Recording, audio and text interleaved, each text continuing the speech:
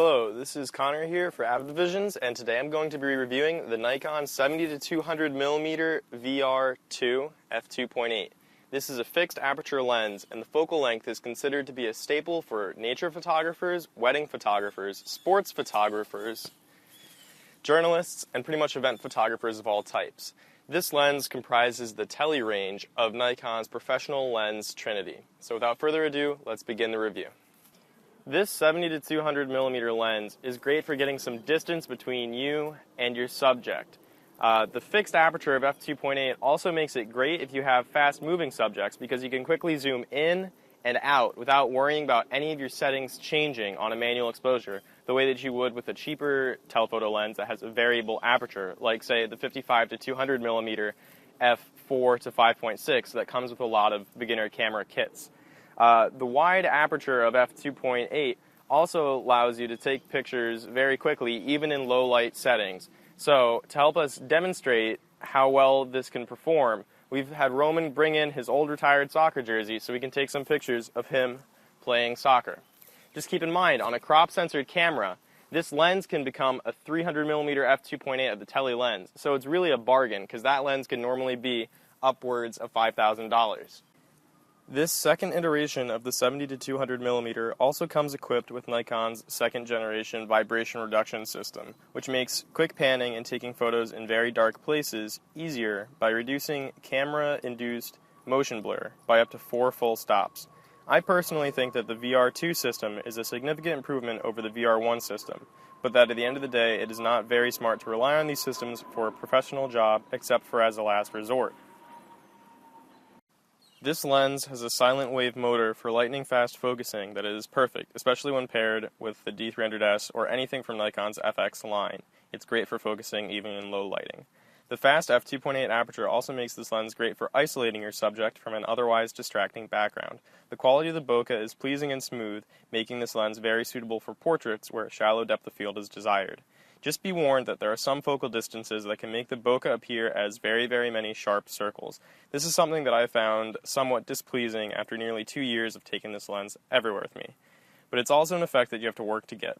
Most of the time, the bokeh is exactly what you're looking for, and it's never really bad.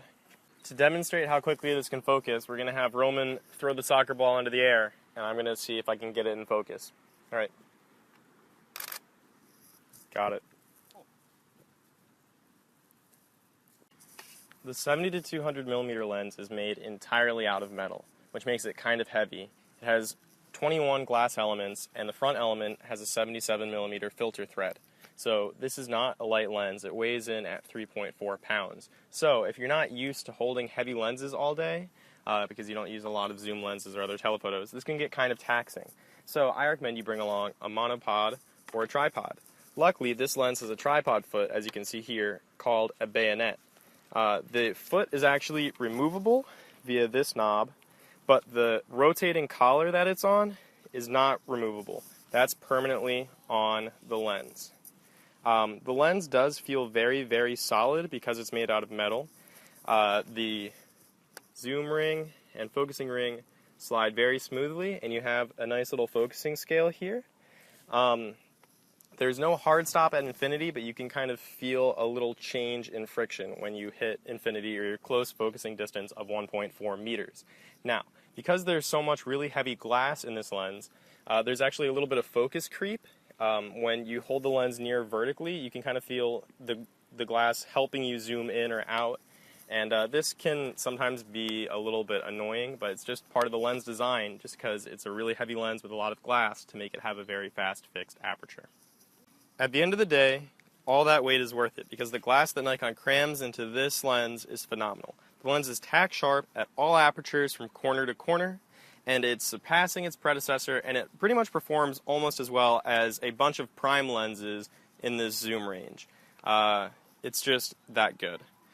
The glass is nanocrystal coated as designated by the N on the barrel right here, and it also comes with this removable lens hood, which makes it very difficult to get flaring even when shooting directly near the sun. Whether on set or in the studio, this lens is also great for portraiture. With a minimum focusing distance of 1.4 meters, you're not going to be super up close and personal to your subject, but this lens can still adequately fill a frame with a person's face or just kind of their bust for a good portrait, even when you're on a full frame camera. However, when we're talking about focusing distances, you should also know that this lens has an issue with focus breathing. Focus breathing is when the focal length of a lens changes as you focus the lens. Most lenses, in case you didn't know, have their focal lengths determined by when they're focused at infinity. So when you focus this lens to infinity, it is a 70-200mm lens. However, when you're focused at its minimum focusing distance of 1.4 meters, it's actually a 60-136mm lens. This isn't necessarily a negative, but it's something that you should be aware of before you buy this lens. For me, this actually doesn't really matter too much because when I'm up close and personal, I'm normally kind of stuck in a small room doing event photography or covering a wedding like I was a few weeks ago. And for me, that's good because it means I don't have to change lenses as much because this gets a little bit wider, which kind of helps me for the setting. So it's just something to keep in mind when you're buying this lens. Now, this lens, even with the focus breathing issue, is still good for portraiture because it will provide a compression effect because the focal lengths are still long enough. The compression effect is flattering and doesn't make the person's face appear bloated. However, I wouldn't recommend that you get this lens for the sole purposes of taking portraits. There are much better dedicated portrait lenses, like say the 85mm f1.4, that cost less than this lens. At $2,300, this lens is a pricey but versatile lens that can be used for a lot of event photography and portraiture when needed. That said, if you need a zoom lens that will not fail to get the job done and is built to withstand the demands of a professional photographer, then this is the lens for you. I know that the $2,300 price tag is quite a plunge to take, but once you get your hands on this lens, you will see why it costs as much as it does. For anyone who is trying to make money from event photography of any sort, I would say this lens is a must-have. It has been the lens of my camera for most of my time as a news and sports photographer for the newspaper that I work for. Here's my final verdict. The build quality is absolutely a 10 out of 10. It feels amazing to hold, and you'll never be disappointed by the materials it's made out of. Optically, this lens is also a 10 out of 10, especially due to the nanocrystal coating and just the sharpness of this lens at any focal length, any aperture, or any focusing distance at any spot of the picture. It's just perfect. As far as economy goes, I can only give this lens an 8 out of 10. Even though it's arguably worth the money, over $2,000 is still a lot to spend on any lens, but that's just what photography is. Overall, I'm going to give this lens a 9 out of 10 because of its great focusing and VR systems that I think compensate for the focus breathing issue that you just can't completely overlook. I hope you enjoyed this review, so don't forget to comment, subscribe, or rate the video so we know how to make future videos better. This is Connor, signing out for Avid Visions. See ya.